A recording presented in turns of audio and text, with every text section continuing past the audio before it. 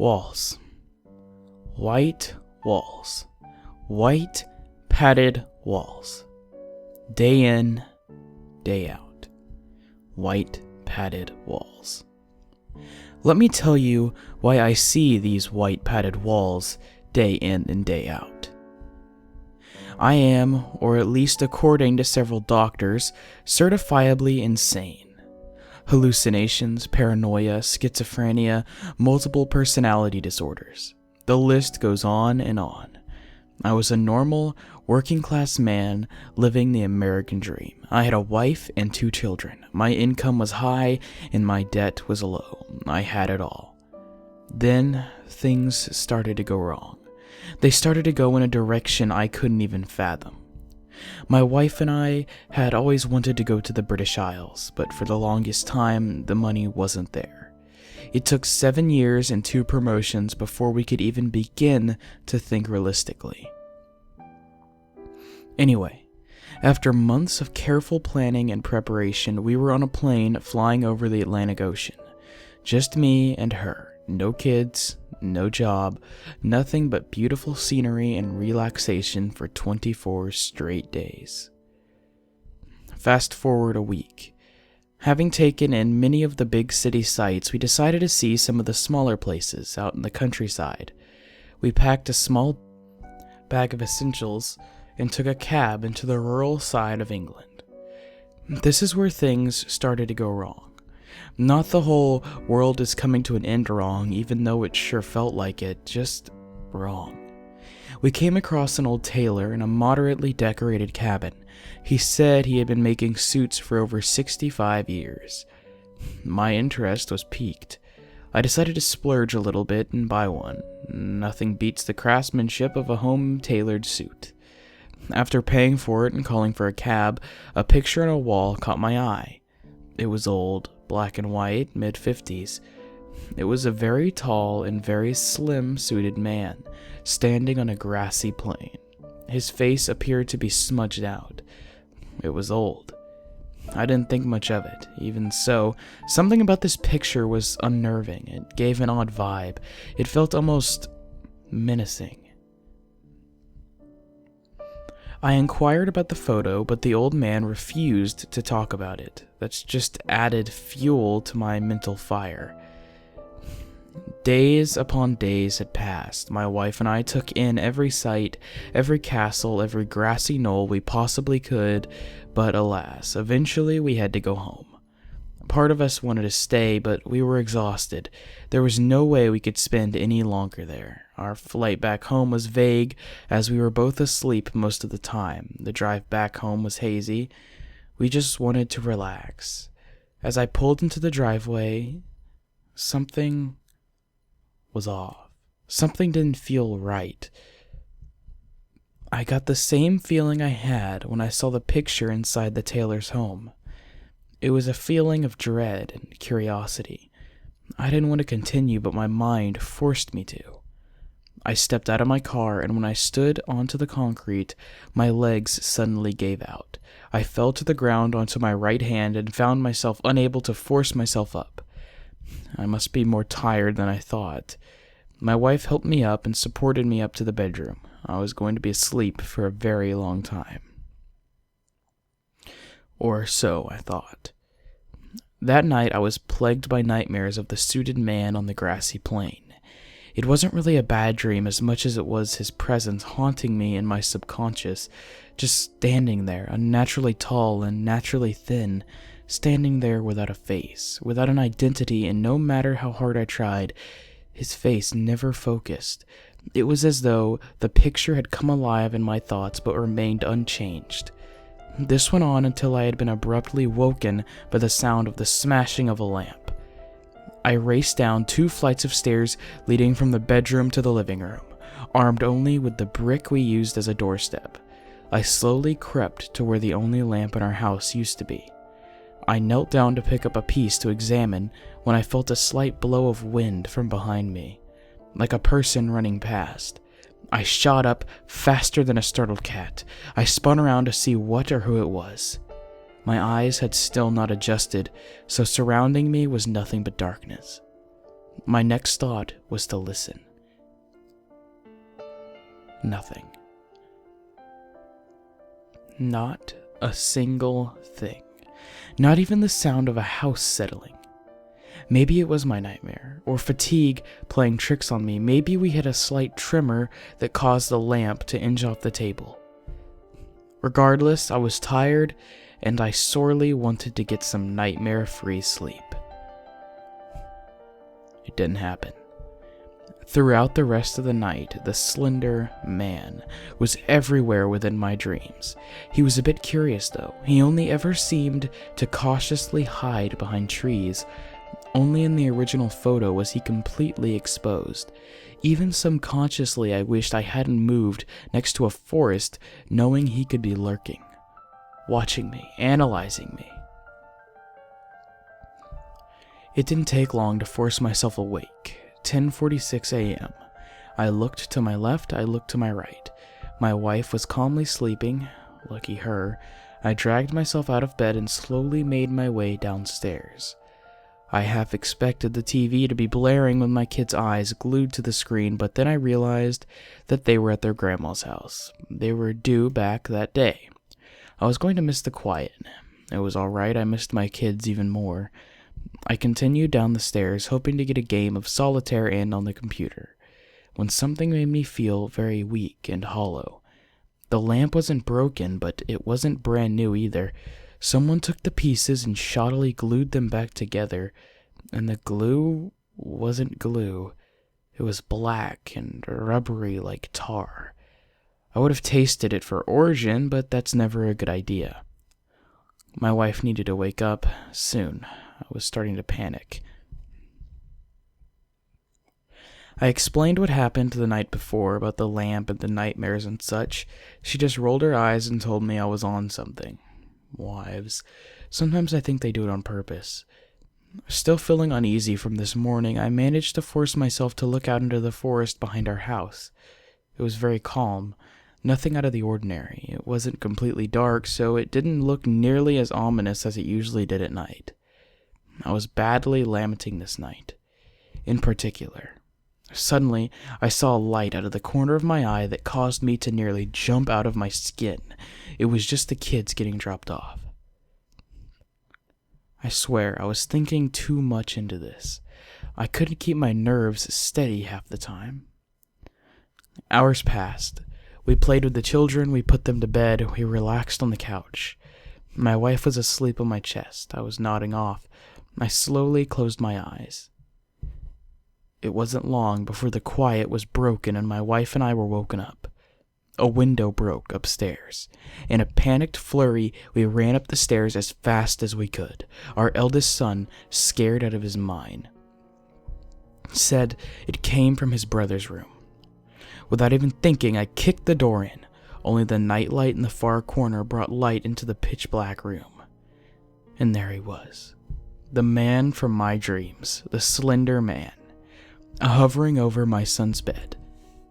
Having seen him, I acted without even knowing what was going on. Punches were thrown, long black tendrils whipped all around. The last thing I remember was being held tightly above the ground and thrown against a wall. And that's when I blacked out. When I came to, my wife was in tears. I had 3 cracked ribs, my son was gone. The slender man had my son and there was nothing I could do. But I knew he was going to come back, and that was when I would get him.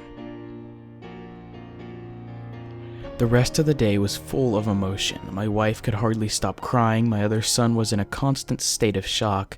I could barely think straight. I did, however, manage to call the police. I told them my son had been abducted by a man in a long black suit.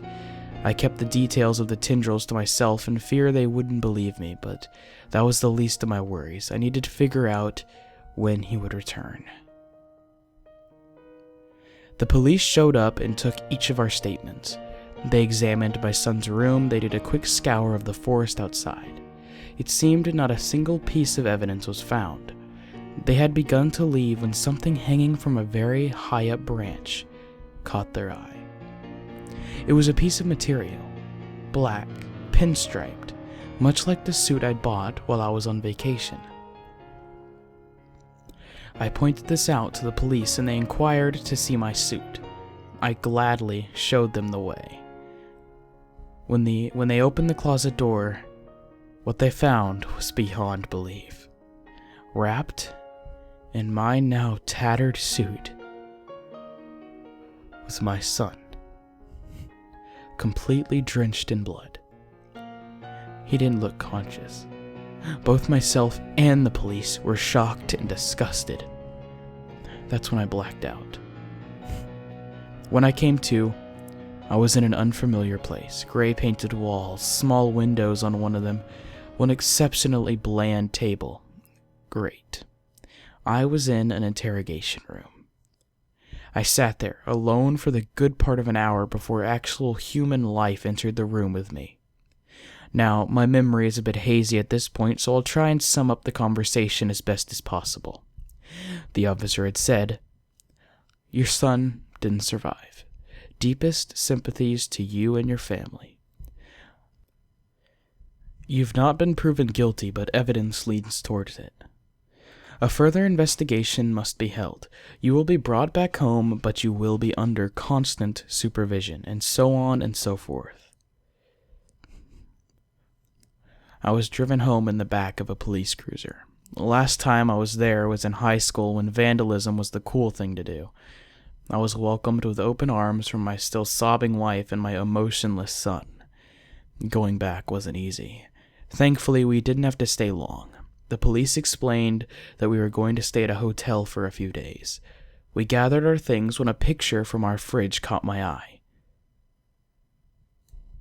It was a picture my late son drew. When I saw it, my heart nearly stopped. In the cutest crayon drawing you could imagine was my son standing next to a tall, faceless man in a black suit. I made sure no one was around to see me stuff the picture into my pocket. The hotel was what you would normally expect. Simple wallpaper, 2 twin beds, 1 TV. Cheap, flowery design on everything else.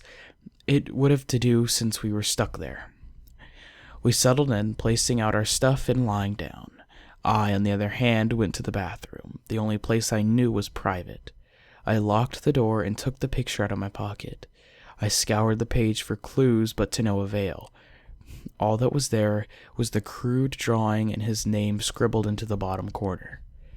The thing that unnerved me the most was the fact that the slender man had no face, no identity, not a single outstanding feature. It rattled me to the core, but I had enough stress from today. I needed sleep badly. The night was rough, but I still managed. Not a single dream with the slender man either. Then a banging came from the door. Being half asleep the whole time, it scared the shit out of me. I turned to my right. 5:14 a.m. Heads were going to roll. I dragged myself out of bed and very slowly opened the door. It was the police officer that drove us here. He had a look of panic on his face.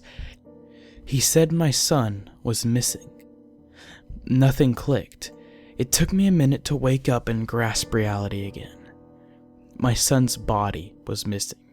Snatched right from the hospital. But this time, I knew where he was. I had to get back to the forest. I had to find the remains of my suit. It was the only way to stop the Slender Man. But I knew it wasn't going to be easy. I had asked the police officer if he could drive me back to my house, as I had forgotten something. He pondered a moment and obliged. This time I had been allowed to sit in the passenger seat. The ride there was quiet. I tried to get some sleep. He didn't start any conversation. When we got there, I was careful to make sure no one else saw me. I entered the house through the front door and quickly escaped out the back and headed for the forest. It was still very dark out, so traversing the heavily wooded area was not easy. The only light that came through was that of the moon, so I walked, almost blind, hoping to find some scrap of my suit. It seemed to be impossible until amidst the darkness, I saw a scrap of paper. The white of it stood out like a sore thumb. I leaned down to pick it up, and when I turned it around, what I saw completely horrified me. It was another drawing by my son, with both him and the Slender Man. But this one was different. There were 3 other people, a boy the same height as him, an older-looking girl, and another boy as big as the girl. Then it dawned on me. It was us, my family. My son drew us in with the Slender Man. Then I saw a beam of light. It was the police officer. I ran up to him and showed him the picture. I explained that my family was in great danger. All he told me was that there was nothing he could do. He said we should go back to the car and we would go back to the hotel. A million thoughts ran through my head. Should I concede? Should I resist? What I did next is peanuts compared to what was about to unfold, but I didn't know, and looking back, I didn't want to. I gave in to the police officer's request and began to head back to the car. While he had his back towards me, I picked up a fair-sized stone and brought it down upon his head. He staggered a bit and fell to the ground. I took the car keys off of him and ran towards the car. It was still dark. I needed to get back to the hotel. I screeched to an immediate halt in the hotel parking lot and ran towards the door where we were staying. I swung open the door to behold the one thing I was trying to prevent. Amidst all the blood that painted the room were 3 bodies, making a circle around the Slender Man. He turned and looked at me. His hollow, non-existent eyes stared deep into me. Emotions I had never felt before, emotions without names, filled my brain and body. It was like he was making me feel everything he ever had, and with an outstretched hand, he said only one thing that would be burned into the back of my mind forever. Help me. Sirens came from behind me. I turned around to see the police cruisers pull into the parking lot and watch them get out, using car doors as shields with their guns aimed at me. I raised my hands above my head. I slowly looked behind myself to see the Slender Man fade to nothing, leaving only a tattered suit in a heap on the floor. He killed my family. My life would never be the same, and yet something told me I was never going to see him again. I would never be able to exact revenge, even if I figured out how to. Everything, up until the white padded walls, isn't exactly clear to me. I've been told that after they saw me at the hotel with my DNA on the suit, I was made the primary culprit. After they arrested me and subjected me to frivolous testing to which they got nothing more than unintelligible noises, I was submitted to this place. The white padded walls, the same white padded walls I see all day, every day. No one will know what happened to me and my family. The emotions that were broadcasted to me caused me to lose my ability of speech. Now all I can do is write and draw. I write out the emotions the Slender Man felt. I draw the things he has seen. They are what keep me here. I am a victim of another man's emotion. Sometimes I feel like I have become him, like we were the same being. That day I learned something. We were Slender.